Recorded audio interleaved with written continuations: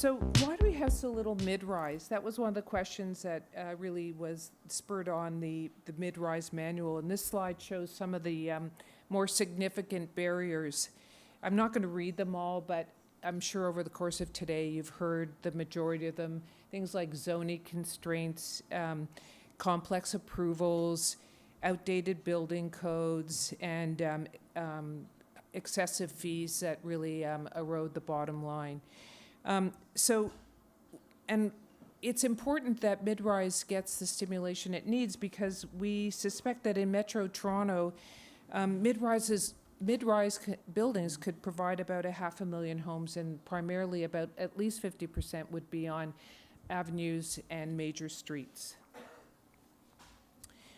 This slide frames the space that the mid-rise manual works on and addresses, and what we are now advocating for.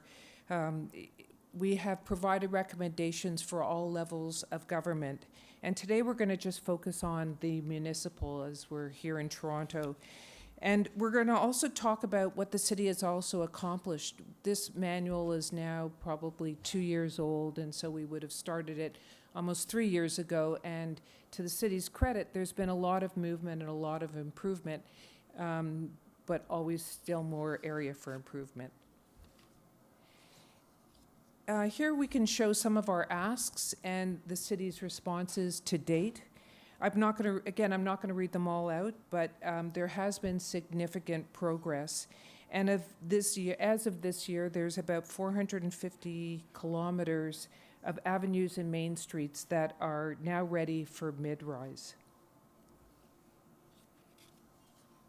In terms of fiscal policy, government fees, taxes, and charges can add about 50 to 100,000 per unit, and this is a really big bite out of the cost of delivering a unit to market, even before you start adding the hard cost construction. In addition, we're asking to have a break on DC charges for 3 bedrooms and higher units, because the city really needs these. And again, there's ways in which government policy can stimulate the things and the types of products that are not currently on the market. Enacting these reforms will stimulate more mid-rise housing to go into construction and address, in part, the kind of cliff we're in now, where tall buildings are not being constructed, and there's a lot of challenges with job losses in the market. And I see from the last presentation that the loss of jobs in the high rise can be of great value to the mid rise. So now I'm going to turn it over to Drew to wrap it up. Thanks, Janna. Sure. So before I carry on with the slides, I'm going to provide just a little bit of background on the origins of the mid-rise guideline, where it came from, and its kind of intent and purpose. Janna and I were both engaged through a kind of panel of clients organized by Environmental Defense. Environmental Defense, as many of you are aware, serves multiple functions, but a critical part of what they do is, in effect, policy advocacy for environmental outcomes, or carbon or decarbonization outcomes, one of which, in this case, is a kind of decarbonized or generally less carbon-intensive urban environment. The study was initiated in 2024? 23? 22? It was like 2 decades ago. It was initiated ages ago.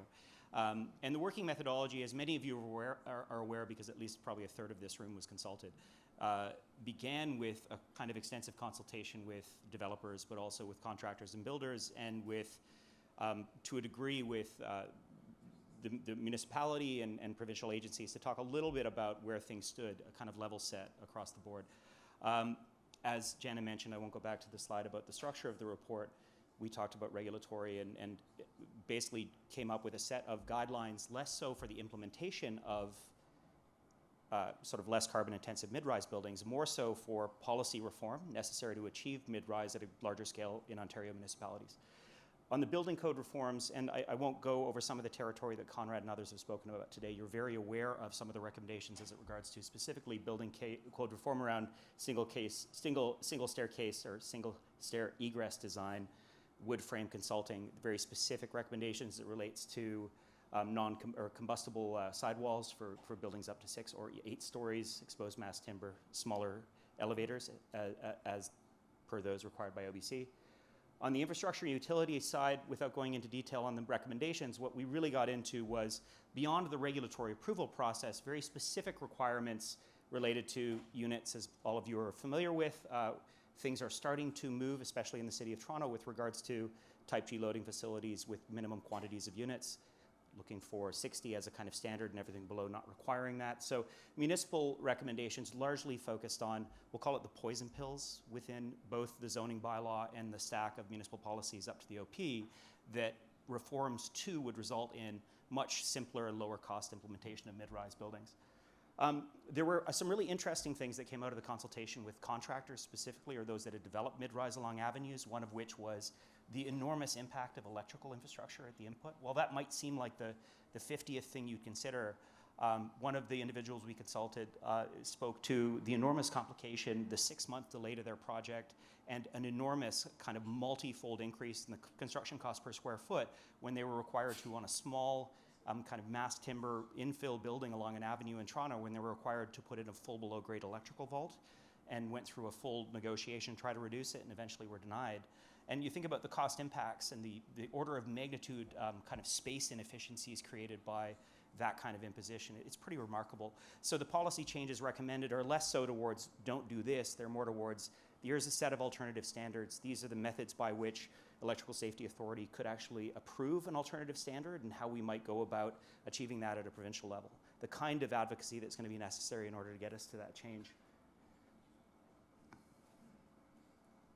You know, in construction, again, we won't go back to some of the things that others have talked about today, but a large part of what we focused on, in addition to the physical asset or the buildings themselves, was the broader efforts that would need to take place at the provincial level and to a degree at the municipal level on transitioning workforce from broad distributed, kind of low carbon, distributed, call it low carbon, extremely high carbon, but distributed forms of housing. I'm talking about stick frame housing in a kind of suburban form, but in a way retooling the broader workforce or labor workforce using incentives, using kind of training incentives and new workforce training programs in order to kind of retool the workforce for the construction of low carbon mid-rise.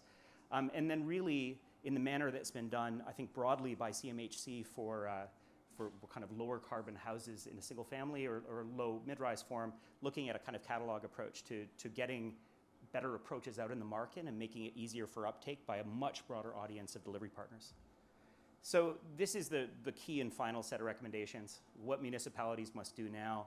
As you would have seen in the slides that Janna brought up, there's a really handful of great initiatives that are now underway at the City of Toronto specifically. Obviously, the Creating Housing Opportunity in Neighborhoods program is really creating a lot of interesting conversations about how we implement these programs, but certainly assuring the continuance of efforts to increase blanket as-of-right permissions for 6-story apartments on every major street and avenue. This goes beyond the City of Toronto to other cities in Ontario. Eliminate blanket requirements for garbage and loading, specifically for smaller products. So sort of waiving the under 30 units, that's fine, but moving to the 60-unit standard as an alternative. Continuing the streamlined approvals process, as we've talked about with regard to site plan approval process in the City of Toronto and potential for implementing a streamed approach. Reducing development charges or right-sizing development charges for what's already in the ground, the services that already exist, and looking for opportunities at the federal or provincial level to offset. And then advocating for building code reforms as we've discussed, and then looking for within the overall complex of what's required in our existing building codes, broader building codes, not code per se, but regulatory frameworks like official plans, what's required from an amenity and bike parking spaces internal to the building. So as Janna mentioned, Claire is over there.